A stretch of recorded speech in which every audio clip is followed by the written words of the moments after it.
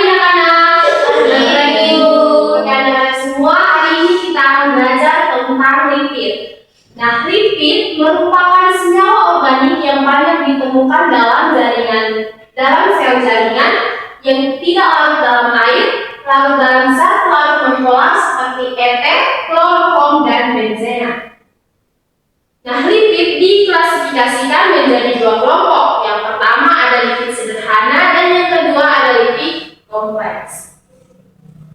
Nah, lipid sederhana merupakan ester gugus asam lemak atau sering disebut juga sebagai gugus asil dengan molekul alkohol gliserol. Lipid sederhana dapat berbentuk monogliserida, digliserida, atau trigliserida. Trigliserida merupakan lipid yang tersimpan dalam sitoplasma sel-sel adiposa. Nah, kita masuk pada struktur lipid sederhana. Struktur lipid yang pertama monogliserida. Monogliserida juga disebut asil gliserol atau monoasil gliserol. Merupakan kelompok gliserida yang terdiri dari satu molekul gliserol yang berikatan dengan asam lemak melalui ikatan eksternnya. Terdapat dua jenis monogliserida yang dapat terbentuk seperti karena gliserol mengandung gugus alkohol primer maupun sekunder, yaitu satu monoasil gliserol di mana asam lemak berikatan dengan alkohol primer, atau dua monoasil gliserol di mana asam lemak berikatan dengan alkohol sekunder. Anak-anak semua bisa melihat pada slide ada struktur molekul 1 monoasil gliserol dan struktur molekul 2 monoasil gliserol. Yang berikut ada struktur digliserida. Nah, digliserida atau diasil gliserol adalah gliserida yang terdiri dari dua rantai asam lemak yang secara kovalen berikatan molekul dengan gliserol melalui hubungan ester. Digliserida memiliki dua isomer, 1,2 digliserida dan 1,3 digliserida. Anak-anak semua bisa melihat pada slide ada struktur 1,3 diasil gliserol dan 1,2 diasil gliserol. Nah, isomer ini akan menjalani migrasi asil untuk membentuk keseimbangan dengan rasio 3/4 berbanding 7/6 antara 1,2 dan 1,3 digliserida. 1,3 digliserida lebih stabil secara termodinamik karena memiliki efek steric molekul. 1,2 digliserida dalam minyak nabati sebagian besar dikonversi menjadi 1,3 digliserida dengan migrasi grup asil selama reaksi pada suhu tinggi karena bentuknya yang stabil. Nah, digliserida ini dikembangkan pada akhir 1980-an dengan fokus pada sifat gizi dari struktur gliserida daripada kandungan asam lemak. Yang ketiga ada struktur trigliserida. Nah, trigliserida merupakan salah satu jenis lemak di dalam tubuh yang beredar di dalam darah dan berbagai organ tubuh. Trigliserida sendiri merupakan ester alkohol gliserol dan asam lemak yang terdiri dari 3 molekul asam lemak, yaitu lemak jenuh, lemak tidak jenuh, dan lemak tidak jenuh ganda. Nah, trigliserida merupakan 3 asam lemak yang berikatan dengan gliserol, dapat sama maupun berbeda. Rumus kimia trigliserida adalah RCOO CH2CH OCCR aksen OCCR, di mana R aksen dan R aksen adalah rantai alkil.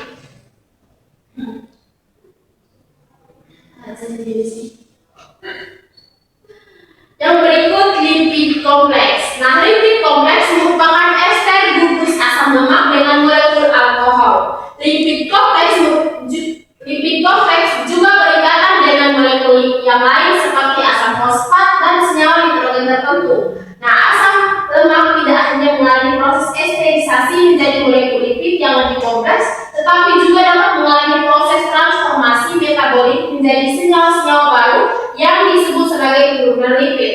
Nah, lipid kompleks merupakan ester yang terbentuk dari asam lemak yang mengandung gugus lain yang teradisi pada gugus alkohol fosfolipid. Nah, lipid yang mengandung residu asam fosfat, molekul ini mengandung basa nitrogen dan substituen lainnya. Misalnya, gliserofosfolipid memiliki gugus alkohol berupa gliserol dan sphingofosfolipid memiliki gugus alkohol berupa sphingosine. Yang kedua, glikolipid atau glikofosfolipid, lipid yang mengandung asam lemak, sphingosine dan karbohidrat. Dan yang ketiga, lipid kompleks lainnya seperti sulfolipid, aminolipid dan lipoprotein. Yang berikut ada struktur senyawa kompleks. Yang pertama, fosfolipid. Nah, fosfolipid merupakan golongan senyawa lipid dan merupakan bagian dari membran sel makhluk hidup bersama dengan protein, glikolipid dan gliserol. Fosfolipid terdiri dari 4 komponen. Yang pertama ada asam lemak, gugus fosfat. Yang ketiga ada alkohol yang mengandung nitrogen. Dan yang keempat ada suatu kerangka yang terdiri dari gliserol dan 2 gugus asid. Nah, fungsi fosfolipid yaitu bahan penyusun membran sel sebagai surfaktan paru-paru yang mencegah peletakan dinding alveoli paru-paru sewaktu ekspirasi. Dan anak-anak semua bisa melihat struktur dari fosfolipid di slide. Yang berikut ada sphingolipid. Nah, sphingolipid adalah fosfolipid yang tidak diturunkan dari lemak. Kelompok lipid kedua terbesar dan gugus kepala bersifat polar dan gugus ekor bersifat nonpolar, tetapi tidak mengandung gliserol. Nah, terdiri dari 1 gugus amino alkohol rantai panjang atau sphingosine atau turunannya dan 1 gugus alkohol polar bagian kepala. Nah, struktur dasar sphingolipid adalah sphingosine. 3 subkelas sphingolipid adalah sphingomyelin, cerebrosida dan gangliosida. Yang berikut ada gliserofosfolipid. Nah, gliserofosfolipid atau fosfogliserida adalah membran lipid yang mengandung 2 jenis asam lemak yang membentuk senyawa ester dengan karbon nomor 1 dan 2 pada gliserol. Karbon ketiga pada gliserol terikat dengan gugus fosfor yang memiliki kepolaran tinggi melalui ikatan fosfodiester. Secara umum, gliserofosfolipid mengandung asam lemak jenuh C16 atau C18 pada C1 gliserol dan asam lemak tak jenuh C18 atau C20 pada C2 gliserol. Anak-anak semua bisa melihat rumus umum dari gliserofosfolipid pada slide. Yang berikut sifat dan fungsi lipid sederhana. Nah, sifat yang dimiliki lipid sederhana diantaranya adalah sebagai berikut.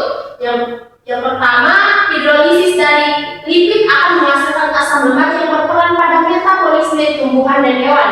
Yang kedua, lipid tidak larut dalam air, tetapi dapat larut dalam larut organik seperti benzena, eter, aseton, kloroform, dan karbon tetraklorida.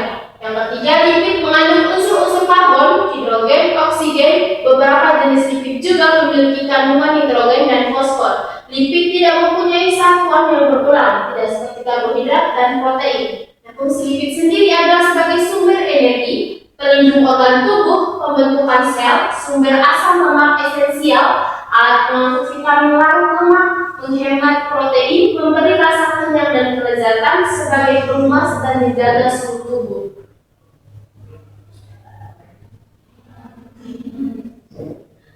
Yang berikut sifat dan fungsi lipid sederhana. Nah, lipid Yang berikut sifat dan fungsi lipid kompleks. Nah, lipid kompleks seperti fosfolipid dan sphingolipid adalah ester asam lemak yang mengandung gugus tambahan seperti fosfor, nitrogen, dan gula. Selain alkohol dan asam lemak, sehingga bersifat polar atau amfifatik dengan kepala hidrofilik dan ekor hidrofobik, sangat penting sebagai komponen membran sel. Tidak larut dalam air, larut dalam pelarut organik, kaya energi dan dapat mengalami hidrolisis, menjadikannya unsur struktural dan fungsional vital dalam tubuh. Nah, lipid kompleks berfungsi sebagai komponen utama membran sel atau fosfolipid dan kolesterol untuk struktural dan transportasi, menyimpan energi jangka panjang, isolasi panas, pelindung organ serta prekursor hormon atau steroid dan molekul sinyal, serta membantu transportasi lemak dalam darah atau lipoprotein. Yang terakhir ada tata nama lipid kompleks. Nah, tata nama atau nomenklatur lipid kompleks seperti fosfolipid dan glikolipid didasarkan pada struktur tulang punggung dan gugus kepala polar yang terikat. Nah, fosfolipid yang berbasis gliserol dinamai berdasarkan gugus dasarnya, yaitu fosfatidil, diikuti dengan nama gugus kepala alkohol yang terikat pada fosfat seperti